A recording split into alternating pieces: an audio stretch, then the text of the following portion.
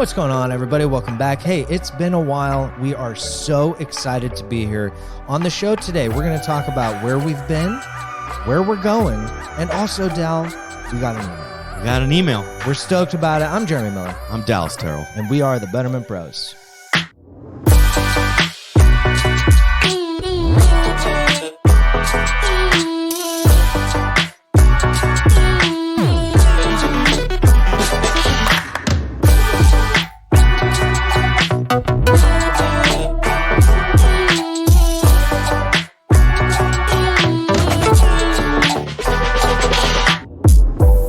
All right, everybody, we're back. We're in the studio. Listen, it feels good to be here.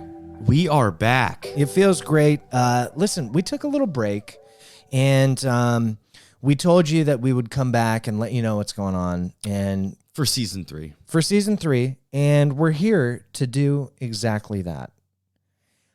So where do you start? Where do you start with that? That's tough. Where to start, man? So I think we start, dude, at 2-minute takeaways. Cool. What do you got, man? I mean, shit. You know, it's weird because we haven't been doing the show. That's true. But we've been having takeaways. We've had a lot of takeaways. We've had a lot, dude, and it's been strange not sharing them publicly on the air. True. On the air. But here we are on the air, and now it's like, fuck, man. Like, where do we start? You know, what's the 2-minute takeaway? And you know, I think this takeaway will segue into kind of the where we've been, what we've been doing, where we're going type of thing. For sure. But yes, so essentially we'll get into all of that. But my 2-minute takeaway is for what we've been doing and where we're going. Amen. You know, kind of fill the audience in. Yep. Dal over here is moving forward in life, moving on to, I guess, greener pastures. Think would be the saying. I think it's a saying. Yeah, but basically Jeremy and I are going in business. That's you right. know? And without getting into all of that right now in the takeaway, the gratitude is for the leap of faith. Yeah. The change of scenery, the following of purpose. Yeah. And the idea of just jumping off the cliff, dude. Yeah, man. You know, jumping off the cliff, as our friend Alan Santos would say, making the ceiling your floor. That's right. No, making the ceiling your floor. Yeah. And continually setting the bar higher for yourself. That's right. And I feel like I've done that a lot through the last 6 years, 7 years in multiple ways, but this is a very new way of expanding that ceiling. Big time. Yeah, man. And so the excitement, the nerves, the passion, the unknown, the fear, all of the stuff that came up from you when you know, kind of cut the cord and started a new gig and made the leap, man. So I'm feeling a lot of that, energy and similar feelings. But there's less fear, dude. Like there's fear for sure. For sure. But I'm not letting it in because it's not real. Right. Like I have no idea what the future holds. None. But I'm not going to imagine it in a scary way. No. I'm going to imagine it in a super dope, exciting way with Lambos and hella money. Hella. And a shit ton of happiness and like really good food and like longevity. I love that you included food. Yeah, dude. Yeah, it's the chef in you. This is chef in me, dude. Yeah, I man. see fucking A5 Wagyu steaks in the future, dude. Is that good? It's the best. I love it. It's the best, dude. Only the best for the bros. So also for the audience, with the new stuff we will be doing, we might have some food cooking episodes with Jeremy and myself where we teach Jeremy how to grill meat. It's a great premise because you're a phenomenal chef and I can barely cut a bell pepper. Barely cut a bell pepper. Didn't know what A5 Wagyu beef is just now. Yeah, that's real time. And so you're going to watch him find out, dude. Yeah. You know, and that's going to be exciting. So to clarify, my takeaway, dude, is for doing new shit, man. Yeah, man. And like, you only have one life. That's it. We're here once. And that's exciting, dude. And Love I'm it. not going to not do what I want. Boom. Ever. Beautiful. It's my life. That's my takeaway, dude. That's a sick takeaway, Dal. That's a very vague, epic takeaway. Well, and I think, it's a storytelling tradition to build it up, but not let it all out at once. You know, That's it, man. Hold your cards close. That's right. For me, mine is very similar. I would imagine. And mine is that, I quit my job literally 2 weeks before COVID shut us all down. Last year. Yeah. And I went in to do freelance marketing. And the first thing to go from everybody's budgets was marketing. Yeah. So it was tough. It was tough, man. It was not a smooth start. But pastures didn't start green. They were green and then died immediately. Yeah, frostbite. Yeah, like I'm like a farmer and my crops got pesticides and they all died right in front of my eyes, dude. No, but the takeaway is that it's two-part.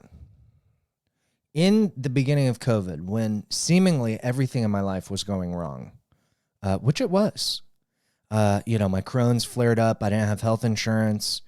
No money coming in. It was like, oh my God, this is a crazy time. Yeah.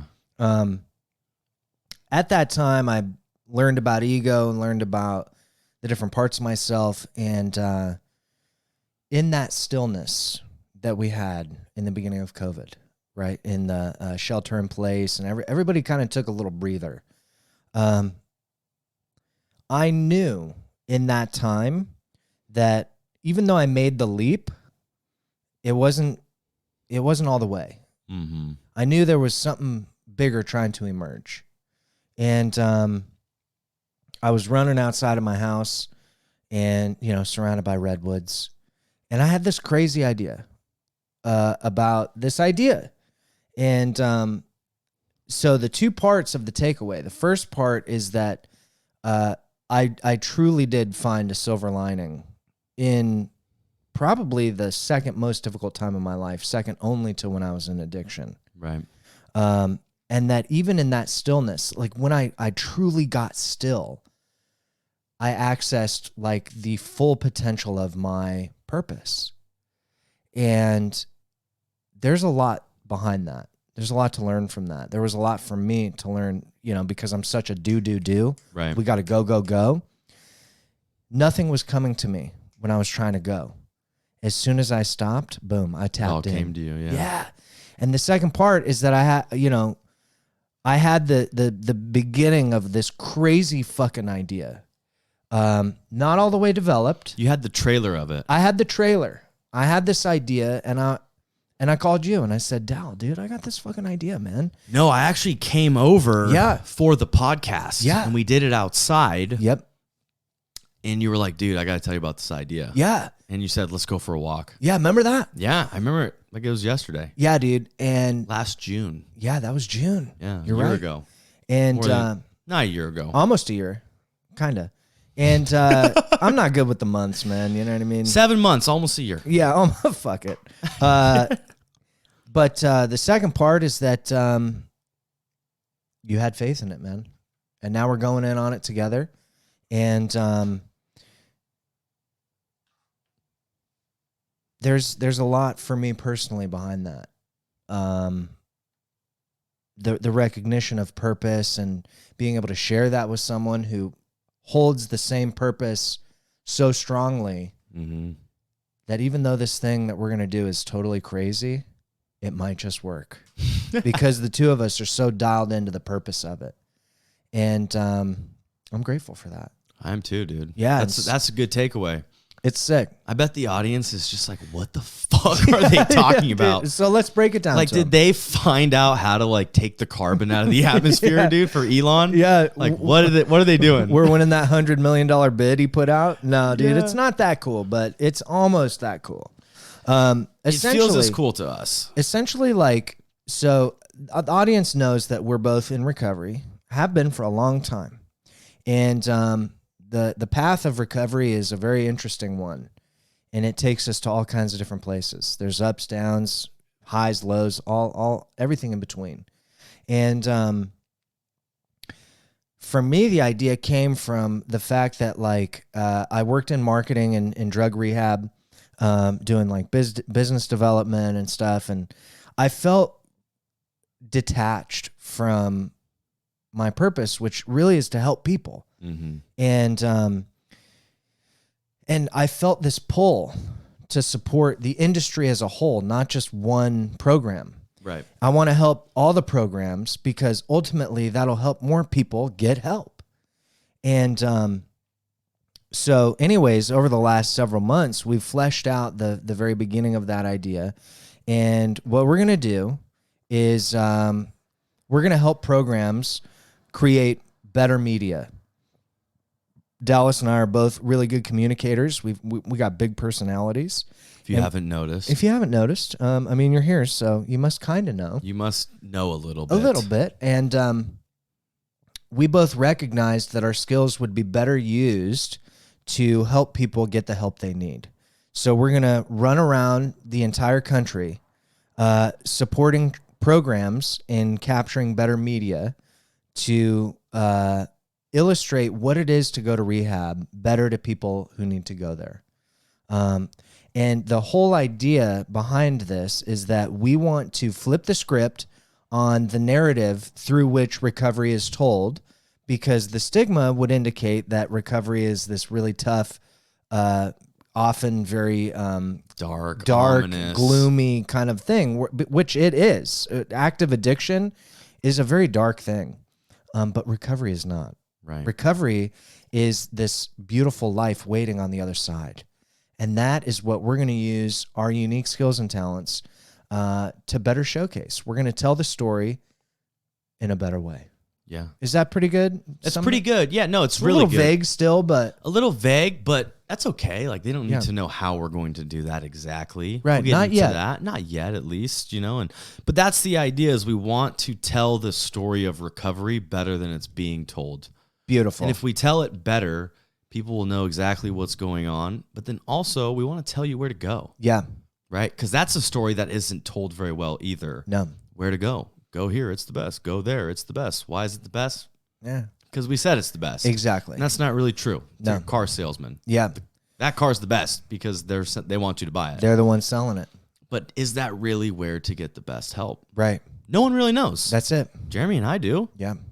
And we're going to go find that out and then share it with the world. Yeah. So to piggyback on that, it's like, when we, like I had a listener of the show this week in Colorado, and they messaged me, hey, my boyfriend is in recovery. He's new to this town. Who do you know? Mm-hmm. And because of my position in the industry, I happen to know a woman in Colorado who knows everybody. And I was able to connect them to get this dude's support in his recovery. And I love being in that position where we can better help families who are in crisis find treatment that works for them, not based on who has the biggest marketing budget, but based on who provides the best care. Best service. The best service. And we're going to go in and showcase that stuff in a way that gets people in addiction excited about what's on the other side, and get moms, dads, brothers, sisters this information in a better way, a truer, more honest and authentic way. Yeah. And so that means a couple of things for the Betterment Bros podcast as it stands. It does. And so should I just crack off the plan here? Or? For sure. Yeah. Just jump into it, dude. And yeah. So here's what we're going to do with the podcast, you guys. We are going to transition away from the Betterment Bros. Okay. Our new project is going to include a podcast, and we are still going to field your situations, problems, funny stories, all that stuff the same way we do now, but we're going to do one episode a month on that. The other episodes that are going to come out are going to be a ton of information on recovery, addiction, mental health, interviews with clinicians and professionals, so that ultimately the podcast will be a hub of information, whether you're trying to get over heroin addiction or whether you feel depressed and lost and you don't know where to look. How's that sound? That sounds good, dude. Yeah. No, I would say that is super accurate. Okay. And also we're we're adding on to the podcast. That's the podcast is not going away. It's becoming something more. There it is. Which I think is important. Yeah. What the Betterment Bros is it's Jeremy and I. And so we are becoming more, doing more, wanting more, and the show is coming along with us. There it is. So that's the best way I could explain that to the audience. That's a great way to say it. Yeah, we're not changing. We're becoming more, and so is the show. It's evolving. It's evolving. It might be slightly different. We might not. No, we're not going to change. We're not going to change. I was going to say we might not use the F word as much, but we still want to do that. We're still going to be cussing. We're still going to be cussing. We're real people. We're real people. Yeah. We're still going to be doing 2-minute takeaways. We're 100%. still going to be sharing the reframe to regain. Yep. Nothing's really changing. We're just adding to. Dude. I like that. Yeah, it's people are going to love that. Yeah. So if you're an audience member and you're here strictly for the story of us helping people, you're still going to get that. Yeah, 100%. And more. Yeah. So we hope that doesn't offend anybody or turn them away. Yeah. We would encourage you to stay with us, and kind of watch this grow. We're going to have a YouTube channel and vlogs and so much more shit, honestly. That's the best way to put it. Totally. And it's all coming from us. So if you like this show, you will like what's coming. Amen. So the new project, we're not even going to leak the name yet. But what we're going to do is we have an email here that we're going to address. Somebody wrote into the show needing support. So we're going to go ahead and do that. And then our final episode of the Betterment Bros podcast is going to include the name of our new project and all the ways in which you can continue to get our message. Yeah, and support us and support others and find resources and everything that you might need. Everything in between. Yeah, so that's exciting, and we hope we hope to see you guys all there in the new chapter of the Betterment Bros and Jerry Miller and Dal story. Because it's just getting started. Yeah, right now, you guys are kind of at the ground floor. You're at the ground floor. Yeah. So anyways, Miller, we got we did good getting through that, by the way. I feel like I think so too. If you're not here, which you're not, only Jeremy and I are here. I wouldn't say it's emotional, but there's a lot going on in the room. And we're excited. And, we want you guys to know this podcast means a lot and you guys mean a lot. And so us getting through that was a win. It's a win for sure, man. It's a win for sure. And so we're going to segue into the email that we got from a new listener, ironically. So we're going to call him Derek. Derek. So Derek, we apologize that the episode we do for you is ironically the same episode we are canceling the show. Yeah. We're glad you liked it. and Derek, is going to... he's going to join us. I know he will. He's going to benefit from the future. Oh, for sure. So do you want to read the email, Jaron, or do you want to I'm going to paraphrase. Paraphrase, perfect. The email, Derek did a great job of painting the picture for us. Dude, he crushed it. Letting us in. And so what I'm going to do is kind of just sum up the backstory and then get to where the what he needs addressed. Right. And I'll read from there. Perfect. But essentially, Derek is a younger cat, 23. And he was engaged.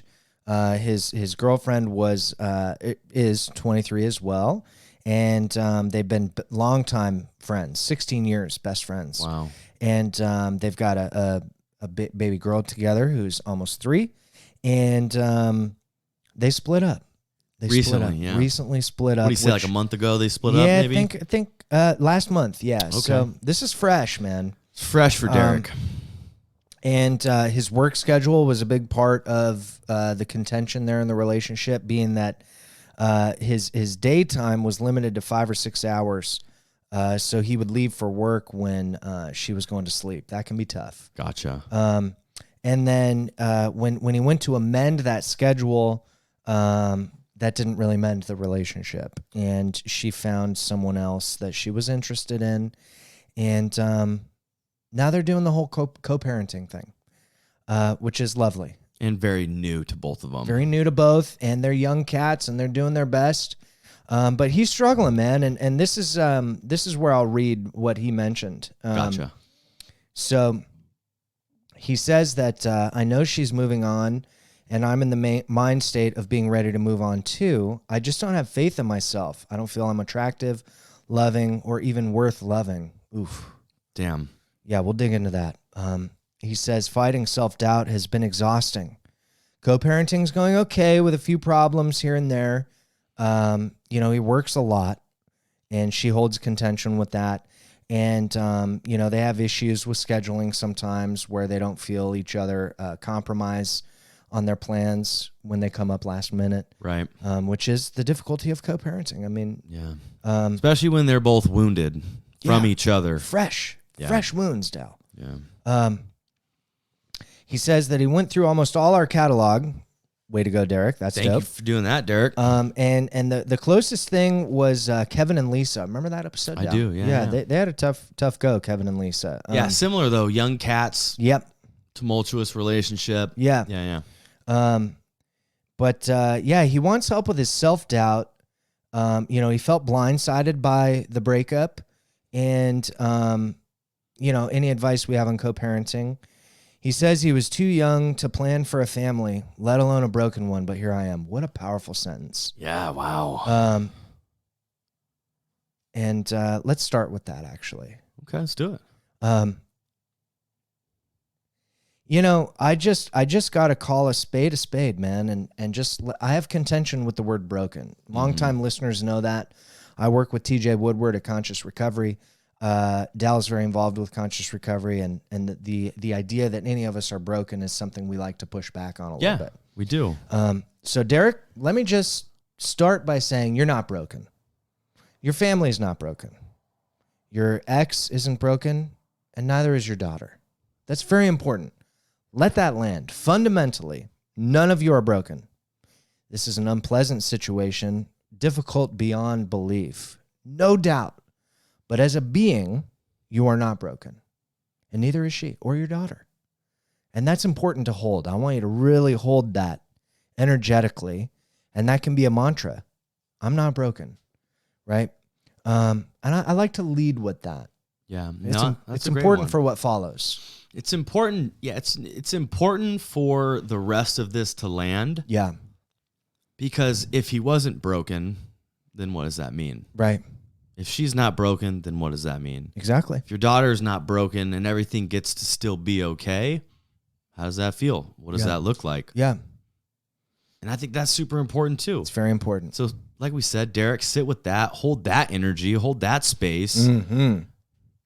and we'll keep going. And we're going to keep going. I think, because language is very important. It is. And, we refer to like broken homes. Yeah. Right. And what you're pointing to, Dal, is very important. If I think I'm in a broken home, what does that create in the home? Brokenness. Exactly. And so the reframe that I would offer just with that sentiment alone of brokenness is you, your ex, and your daughter are three beautiful human beings doing their best. Yeah. That's it. You guys are doing your best, man. And the last year, I mean, whatever energy you hold, the last year has been interesting and difficult for some. There's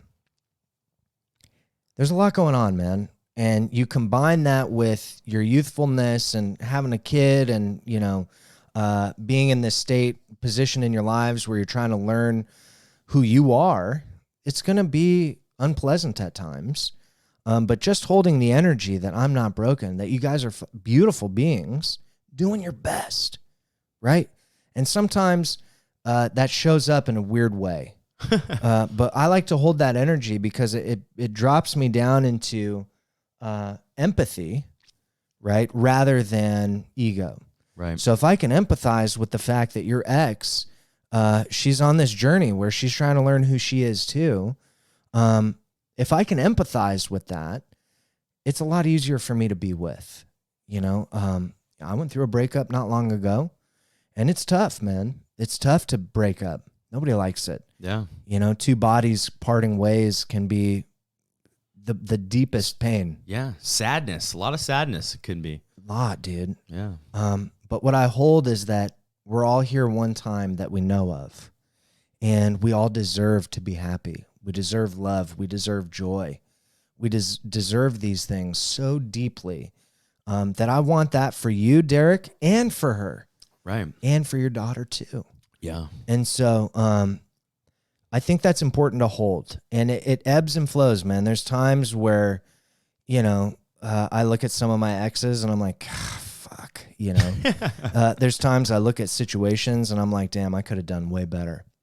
And what that helps me with in the moment is just the deep recognition that, like, I want to always do my best. And sometimes I won't.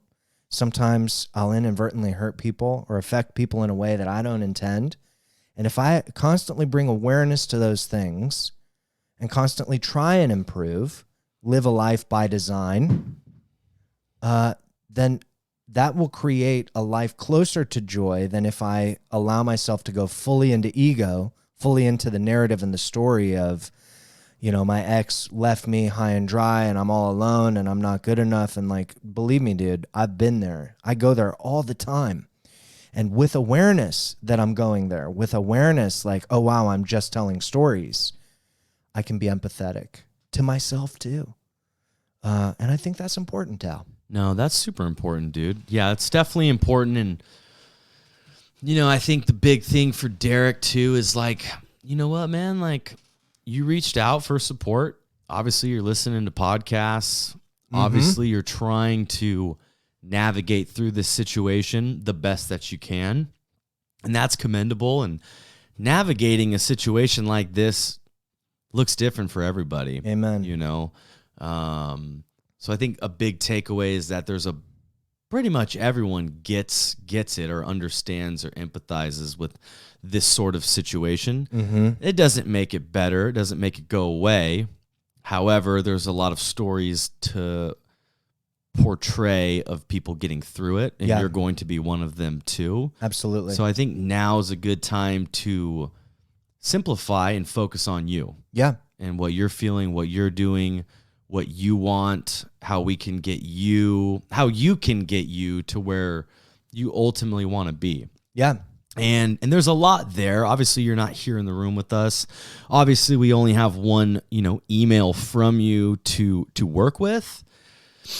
However, you did highlight self-doubt, self-worth. You mentioned her kind of going through an identity crisis, but I would imagine you are too. Yeah. Oh, yeah.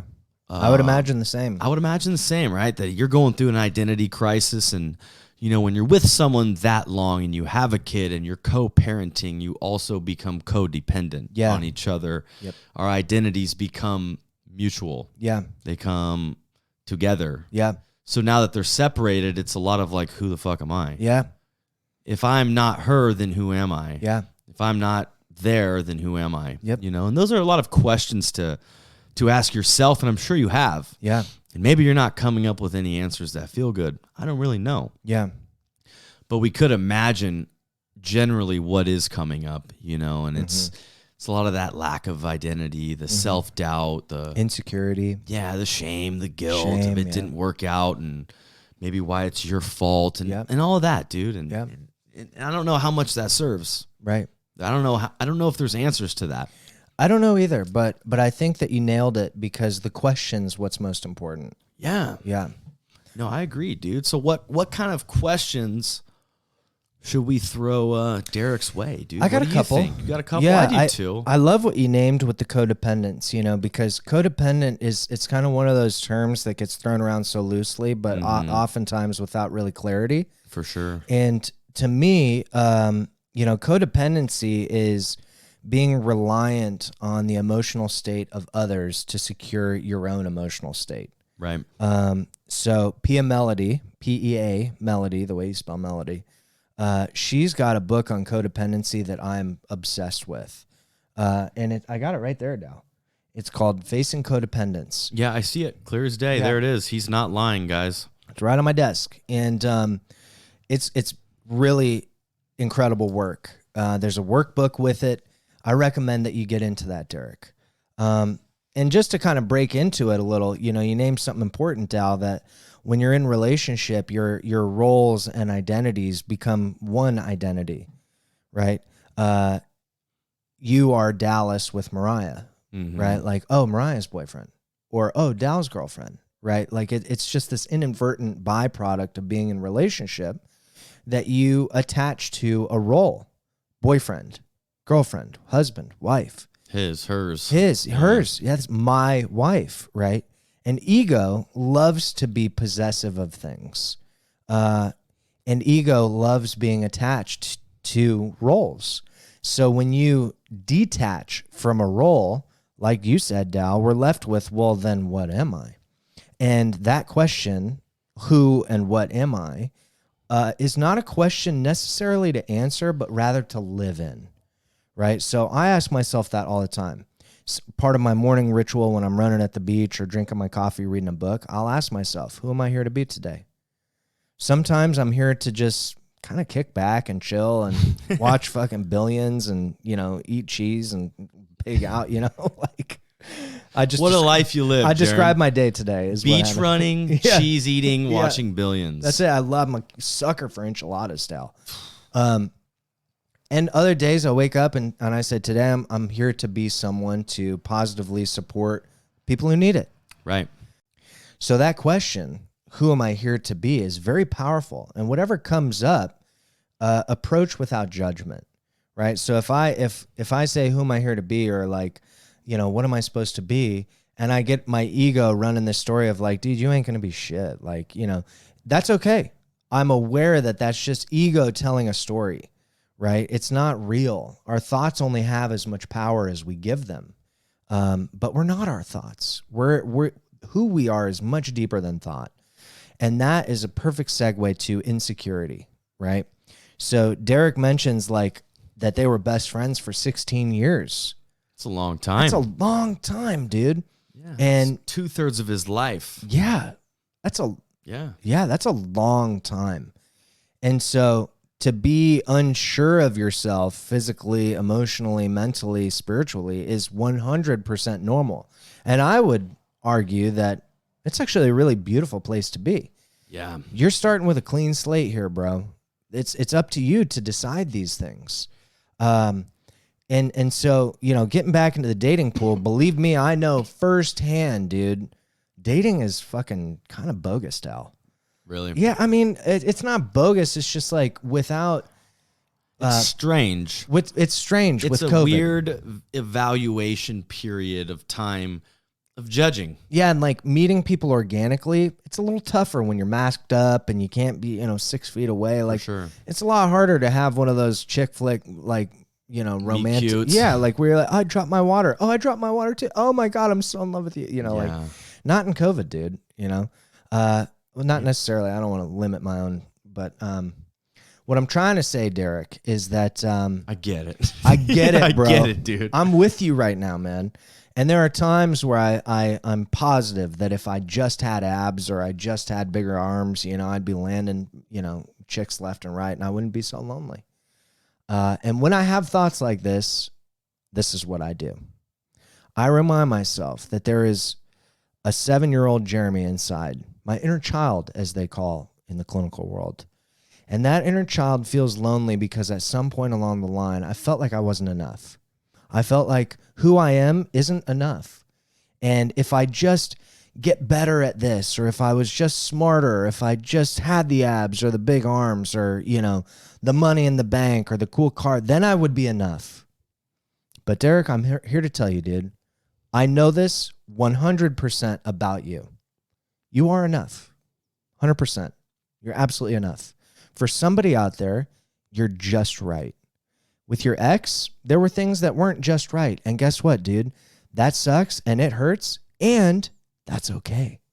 It's okay because it's natural. It's normal to outgrow people, right? When I look at all the really successful marriages, they've outgrown each other in certain times, but they find a way to team up and support each other's growth. They support the fact that they're not the same person as they were 20 years ago. And that's why they make it so long. When we hold on to the idea that someone has to stay the same forever to fit if that would be the puzzle piece that fit with ours, we will lose them 100% of the time because nobody stays the same forever. Nothing is permanent in this world except impermanence. So a good relationship, those long-lasting marriages, that's that 50, 60, 70-year marriages, they make it because they accept that their partner is going to change. And rather than resist that change, they support it from a loving spiritual perspective. I'm excited to see you grow out of who you were when you were 23, right? And vice versa. And so the fact that you guys split up, I'm not trying to belittle that. Believe me, dude, breakups are the worst fucking pain ever because love is a very complex thing. And it's to be treated with the utmost respect because of how complex it is. But if I can hold space for Derek and his ex, what I would see is two people that came to an agreement that the ways in which they supported each other before are no longer serving. And that is okay. It's okay. That's what I'd say about that, Dal. I think that's good feedback. Yeah. 100%, dude. There's a lot of things you said in there that I think are very important. A lot of things in there that they're hard to hear. For sure. Because if they were true, there's pain. Always. There's always pain, dude. Yeah, man. You know? One thing you did highlight, which I enjoyed, was essentially Scott Peck's version of love. Yep. Right? And like the will to support somebody else's spiritual growth or betterment is his definition of love. Yeah. And I would imagine Derek wants this girl that he loves to live a life that's beautiful and happy and joyous. And I'm sure she wants the same for you. But the ego says if that you're not in it, then what the hell? Yeah. You know, that's what hurts. Exactly. Is that maybe you aren't the answer for her and vice versa. Right. And so basically what Jeremy's saying is to realize this is to accept some of the pain that comes along with it. Exactly. So the short-term pain that comes along with it will also enhance a lot of long-term joy. Exactly. You know, where it's like, whose spiritual growth do you want to like strive for? Mm-hmm. And where's that love for yourself? Mm-hmm. You know, how can you take this time now to double down on your self-love? Yep. You know, it sounds like you gave it freely to her and your daughter and to your work, and now it's time to turn it inwards towards you. Mm-hmm. You know, and I think that's a great segue into almost actionable items or things to do. Mm-hmm. Rather than things to feel or be. Yeah. Which I like that we did it that way naturally. For sure. A lot of podcasts, a lot of counselors, a lot of therapists would have gave you the action item first. Yeah. But the action items don't really mean much, Derek, if you don't understand or feel or know that it's already all right. Yeah. Yeah. That's really well said. Now that we know that, what can we do to make now a little bit better? For sure. I think, yeah, you nailed it on the head, dude. It's like, I say this all with so much ease. And Derek, I want you to know that I feel your pain. I do too. Literally, you and I aren't in very different boats. The only difference being I don't have any children. Right. But I love what you said about ego being where the pain comes from, because it's really hard to know that I wasn't the one. Super hard. That sucks, man, because we feel less than. Because what does that mean if you're not enough? It means, that we're not enough. But the truth is that we're all enough, just maybe not for each other. And that is okay. And so when I look to action items for, fostering some self-love, it reminded me of this exercise I did in process group one time. I had 15 people in the room, and I had them do an exercise. And I said, list the top 10 most important people in your lives. Not a single person in the room put themselves on the list. Nowhere on the list. Crazy. Nowhere on the list was me. I wonder if I would. It's interesting. Yeah. I feel like I would, but I don't know. You don't know. And it says a lot, because we hinge so much of our own wellness on how well other people are doing. And that is how, as a species, we've survived this long. Right. That does serve us to care about other people's well-beings, but not at the sake of our own. And so when I look at, Derek, what do we do now? I've got all kinds of shit, man. And it starts with a daily practice where you dedicate half an hour of your day to doing something you love exclusively, right? So a lot of times I'll see like, oh, successful people don't watch TV. That is such bullshit, dude. I watch TV. I fucking hate that I so hate much, that. It's dude. like the 2-column meme. Yeah. And it's like Successful rich people versus unsuccessful. Yeah, they read and they run and They get up at 4:44 a.m. They eat a healthy diet. I'm like, dude, Warren Buffett is like the fucking like 8th richest dude on the planet, and he's happy as a clam. The dude drinks Coca-Cola every fucking day. You know what I mean? Anyways, I watch TV all the time, and I'm successful. Yeah. So I love it. It helps me, right? And so like sometimes I'll dedicate 30 minutes to just binging a show, dude. Like today at lunch. That you love. I put on Billions. I was eating cheese. You know what I mean? I'm like, man, I'm doing it. Yeah. The thing to note here is that you have to be disciplined with these things, right? So if I said, oh, well, I'm going to watch TV 8 hours a day as an act of self-care, well, that might be questionable, right? And so the thing I call you to is finding something you truly love that when you do it, you feel energized. It feels light, right? I like working in light and heavy. When I think of a food I really hate, like mustard or hot dogs, it feels heavy. When I think about pizza or sunsets, that feels light. You know what I mean? So play the light and heavy game. And the thing here with that 30 minutes you dedicate to yourself, it needs to be light. Whether that's reading a book, a personal development book, whether that's going for a run, whether that's getting in the gym, all of which I recommend. Mm-hmm. The point of the practice is that 7 days a week, no matter what's going on, no matter how much you work or how busy you are with your kid, you give yourself 30 minutes a day to do exactly what you want to do. That's what I'd lead with. I like that. Yeah, what about you? No, I like that, dude. I think mine, let's see here. So it's difficult.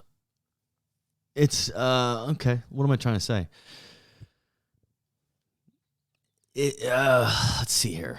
I'm like trying to say something, but there's like something else that's like, say me first. Mm-hmm. But then I'm like realizing it's not important because we've already said it. Yeah. That's what's happening, Derek. Sorry, bro. So, Derek, what I wanted to tell you, dude, is essentially like when we're going through situations like this, it's hard for them to, what's the word, man? It's hard for them to integrate. Like, it's hard to integrate the idea that she's gone. Yeah. It's hard to integrate the idea or the thought. Like, all these thoughts and ideas and these stories, they're very painful. So they just kind of circle around far more often than we want them to. Amen. And that's what perpetuates the same feelings that suck. Yeah. So that's kind of like the mechanics of it. So what you want to be looking for is kind of some reprieve, like some pullback. Yep. And that's kind of what Jeremy was highlighting with like the light and the heavy, you know. So to some degree, I would spend a lot of time getting out of the story. Yeah. And that looks different for a lot of people. So whatever pulls you out of your head, whatever you love, right? A lot of people I know, and I've experienced this firsthand, when something's heavy, it's really easy to put on TV. Yeah. Because then you're trapped in that story. Yeah. You can't be telling yourself a story when you're watching a story or living in a different story. Right. So go watch Netflix. There's a million different stories to listen to that are probably better than the ones you're telling yourself. Amen. Exercise, huge. Huge. Exercise is huge. Whatever form of that looks like for you, whether it's yoga or CrossFit or not meditation, lifting weights, rock climbing, whatever activity, dude, get outdoors. Basically what I'm saying is find different ways to get out of your head. Yeah. And don't beat yourself up as if you're using it as like manipulation or a scapegoat. Yeah, yeah. Some sort of balance, but get out of your head, dude. Tell yourself a different story. Bring yourself into the present moment where it's not as scary as it is in your head. Yeah, that's right. And that's more of a for you to figure out. If I was to weigh in, I would say exercise. If I was 100%. to weigh in, I would say meditation. Mm-hmm. If I was to weigh in, I would say podcasts, TV, books. Yeah. Fulfill yourself with something that's going to fill your cup, man. Yeah. And get you out of that story of, I'm single, I have no one, I'm not enough. I think we addressed how to deal with those thoughts and questions and stories a little bit at the beginning of the show. And I think it'll always come back to those because you can only escape for so long. Totally. You can only escape the story for so long. But for right now in this, I would say, crisis situation, you're going to want to find some quick relief. Yeah. And those are great places to start. Yeah. And on that, I remember I went to, one of my more painful breakups. And, I was early in recovery. I didn't really know how to process feelings yet. And coincidentally, I think I was 23 or 24. And so every time I thought about her, I would do push-ups until I wasn't thinking about her anymore. Nice. And I recommend that to my dudes mostly because there's so many different things at play with that. So I would think of her. I'd be laying in bed just thinking about her, dude, about who she's going to end up with, about what she really thinks of me. I mean, the stories are endless, right? Did you ever solve those stories or Never. find out those answers? Nah, dude. Damn. No, never. And so it was a pointless exercise? Completely pointless, dude. Shit. Ego was 100% in the driver's seat. Gotcha. I was in the trunk, bro. Trying to just solve. Yeah, I'm just like, hey, what are you doing up there? We're finding out who she's with. Yeah, damn it. So literally, no matter what time it was or where I was, if she was on my mind and I couldn't get it to stop, I would just start doing push-ups. Wow. And I got a averaged. sick chest from that. That's where we're going with this stuff. It's a multi-purposed exercise because it connects you with your body. When we're all up in our mind, we neglect our body in a big way. So after a big traumatic event like this, a lot of times we either overeat or don't eat enough. We don't sleep or we sleep too much. We really ignore what this energy is doing to our bodies. And oftentimes it's pent up. Oh, yeah. We got all this energy just trapped in the body. We got to get it out, dude. So you hit the deck and start doing push-ups or air squats, whatever you want to do. Burpees. You get the body moving. You're expelling this incredible amount of energy, and you're treating your body right. Which means that, as I was single, my chest started looking good. I'm like, oh, damn, I'm getting kind of puffed up here, dude. I'm doing a lot of push-ups. I'm starting to chisel out. I look in the mirror. I look good, which helps me feel good. Yeah. Threefold solution. Yeah, it's very much a multi-tool exercise. Swiss Army knife. The other thing I would recommend with the breakup blues, man, is just double down on all your social circles. Get with your friends, get with your family, double down, dude. It's COVID times, but you know what? Your mental health is important. So I'm glad you said that. Yeah, it's important. Yeah. It is the most important thing, not just for your daughter, but you. If a plane's going down, you put your mask on first because your kids need you to be okay. So the way you be okay is by doubling down on spending time with people that reinforce the fact that you're enough. I hang out with people that validate who I am all the time. The people that make me, when I'm around people that activate a space in me that feels less than or not okay, I'll study that. I'll ask myself why. And if the relationship with them doesn't contribute to my overall well-being, I get out of it. There's no point in hanging around people like that. But everybody I hang out with reinforces who I am as a being, and I like to think I have the same effect on them. Yeah. So when you go through a breakup, some massive loss, it feels like there's this freaking meteor that left this huge crater, right? And it's just this huge void. And everybody, oftentimes we're like, I don't have anything. But the truth is that we always have something. So we double down on that something. And with the crater, what we see is this empty space that this relationship has left within us. This huge piece of us is gone and we'll never get it back. The reframe is that this crater has made all this space available for the next thing to emerge, right? It's this huge opportunity for something amazing right around the corner. And if we can tap into only needing ourselves, only loving ourselves, a beautiful relationship is on the other side of that. But it starts with loving who I am. Solid advice, dude. Wow. We really, Derek, we miss doing this shit, man. Yeah, we miss it, man. This is good being in here. Yeah, man. And it's good being in here, dude. And kind of the analogy that came up for me is this crater, blemish, or imperfection that we're left with is something exciting to explore, Big not time. push away from. Yeah. You know? And I know that's difficult, and maybe now's not the right time, and that's all right, dude. You know, I think our big takeaway is like, hey, man, here's some data. Here's probably what's going on. Here's some helpful suggestions.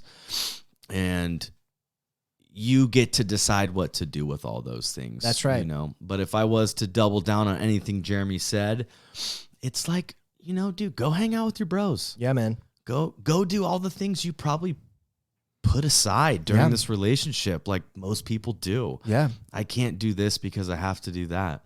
But what did you want to do? Yeah. When you were 13, who did you want to be? It's time to invest in you, dude. I'm sure it had nothing to do with this chick. Yeah. You know, when you were 13, who did you want to be? What did you want to do? What made you happy? Yep. I'm sure a lot of those answers are still the same. Yeah. So ask yourself, you know, what do they say? If you're getting the wrong answers, you're asking yourself the wrong questions. Amen, man. And that's true, dude. Yeah. So the ironic part is that me and Jeremy and I don't have the answers. No. Even though you asked us for them. And I feel bad telling you that you have them. And you do. You didn't really need to write in, but here we are. Here we are, this man. was helpful. Yeah, and I think to end on practical notes, Pia Melody. Yes. All right, get Scott Peck, The Road Less Traveled. The Pia Melody one is Facing Codependence. Road Less Traveled by Scott Peck. And then while you're at it, get The Four Agreements by Don Miguel Ruiz. And what else should we add in there? Hit the gym. Hit the gym, dude. Find some mountains. Find some beaches. A New Earth by Eckhart Tolle. New Earth, great start. The Power of Now. Power of Now. Preface it with that. Yep. Get outside, dude. Go hiking. Do your push-ups. Double down on your friends.